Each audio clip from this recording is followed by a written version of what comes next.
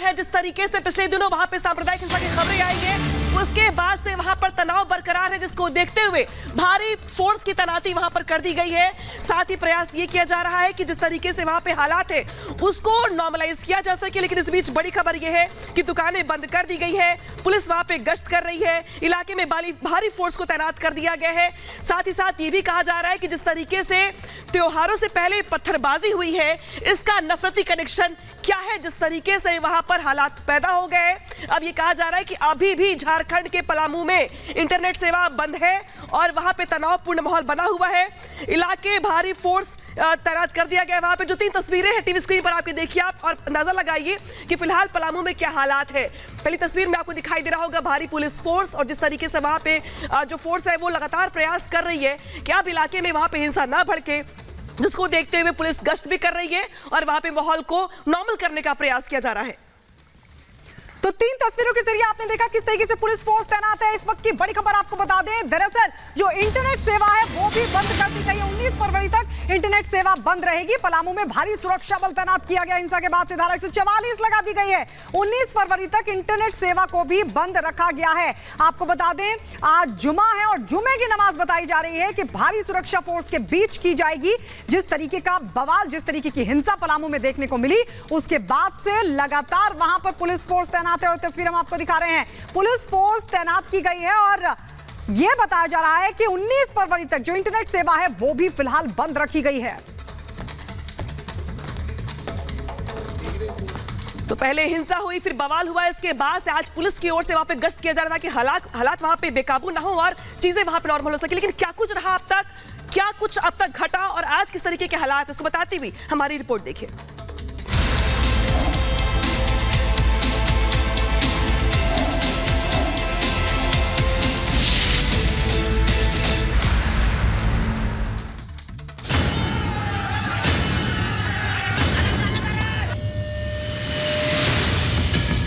झारखंड का पलामू अब खामोश है। हंगामे और हिंसा के बाद इलाके में तो शांति है, लेकिन इस मुद्दे पर सियासी पारा गर्मा गया है।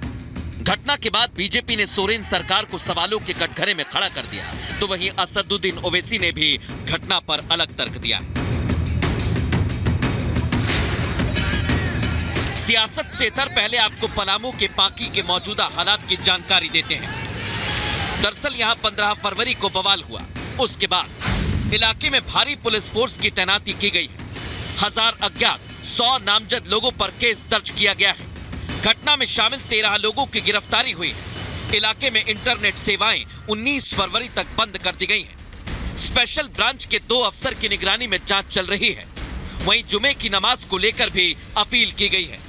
प्रशासन का कहना है कम संख्या में नमाज के लिए लोग पहुंचे। पुलिस की निगरानी और धारा 144 इलाके में लागू रहेगी। कदर बढ़ गया कि आज पाकी बाजार लग रहा है मानो यहां पर कर्फ्यू लगा हुआ हो। अभी आपको बता दें कि बड़ी संख्या में पुलिस बल की तैनाती की गई है। जो बवाल हुआ उसको शांत करने के लिए धारा 144 लागू कर दी गई है। पुलिस की गश्ती लगातार जारी है। पुलिस के तमाम बड़े अधिकारी जो है यहां पर गश्त कर रहे हैं। बड़ी संख्या में जो चाहे वो प्रशासनिक अमला हो या पुलिस का अमला हो या रिजर्व फोर्स हो, यहाँ पर चप्पे चप्पे पर तैनाती की गई है ताकि किसी भी तरह की घटना अब ज्यादा बढ़ने न पाए।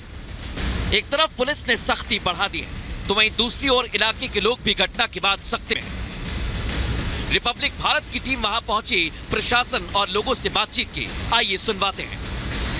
बड़ी संख्या में यहाँ पर पुलिस बल की तैनाती की गई है। मैं आपको सीधे पुलिस बल के गश्ती मार्च की तस्वीर दिखाता हूँ। आप देखिए यहाँ पर सुरक्षा बल भी, अतिरिक्त सुरक्षा बलों को बुलाया गया है। रिजर्व फोर्स यहाँ पर जो है बड़ी संख्या में तैनात किया गया है। ये आम लोगों में विश्वास बहाली के लिए है कि पर्याप्त मात्रा में पुलिस बल है और किसी को डरने की कोई बात नहीं है। हम लोग हर एक दंगाइयों से निपटने के लिए सक्षम हैं, यही मैसेज दिया जा रहा है। तो किया है। अच्छा, पत्थरबाजी उन्हीं लोग स्टार्ट किया है। वही लोग स्टार्ट पर मस्जिद के ऊपर से काफी मात्रा में लोग था। अच्छा, मस्जिद के ऊपर चढ़ के बाकी लोग दोनों तरफ से तनावपूर्ण हो गया, जो होना था हो गया। वहीं पुलिस को कार्यक्रम की जानकारी थी।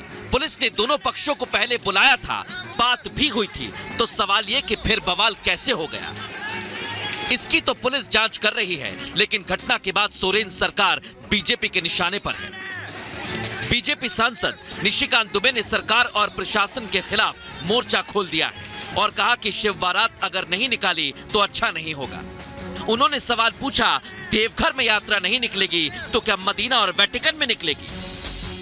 इनको हिंदू विरोधी मानसिकता जो इस सरकार की है वो निकल कर आई है। 2 साल तो कोरोना में वो छुपी रही क्योंकि कई एक एक्टिविटी बंद थी।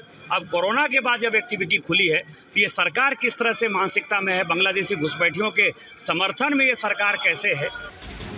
वहीं कई लोगों ने आरोप लगाया कि मस्जिद से पत्थर फेंके गए। इसकी जांच तो पुलिस की टीम कर रही है, लेकिन सियासत इस मसले पर थमने का नाम नहीं ले रही।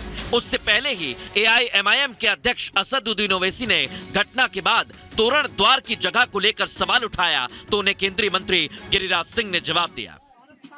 ये जो कुछ हुआ ये झारखंड की रूलिंग पार्टी की सरकार की नाकामी है। हकीकत ये है कि जामा मस्जिद पांकी के सामने वो शिवरात्रि का गेट लगाना चाहते थे। अगर तोरण द्वार भारत में नहीं शिव महोत्सव का बनेगा तो क्या पाकिस्तान और बांग्लादेश में बनेगा? मैं पूछना चाहता हूं देश के उन कट्टरपंथी मुसलमानों से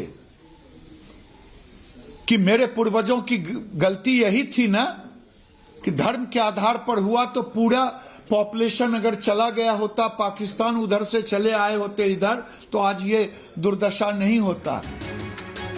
सोरेन सरकार और प्रशासन बीजेपी के निशाने पर है। वहीं शिवरात्रि पर निकाली जाने वाली शिव बारात पर बीजेपी ने अपना स्टैंड साफ कर दिया है। मामले पर सियासत तो हो रही है, लेकिन घटना पुलिस की कार्यप्रणाली पर सवाल खड़े करती है।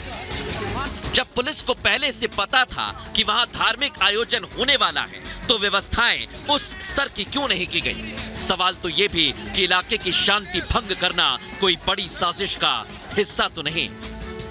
Bureau report, Republic Bharat. और अब बात करेंगे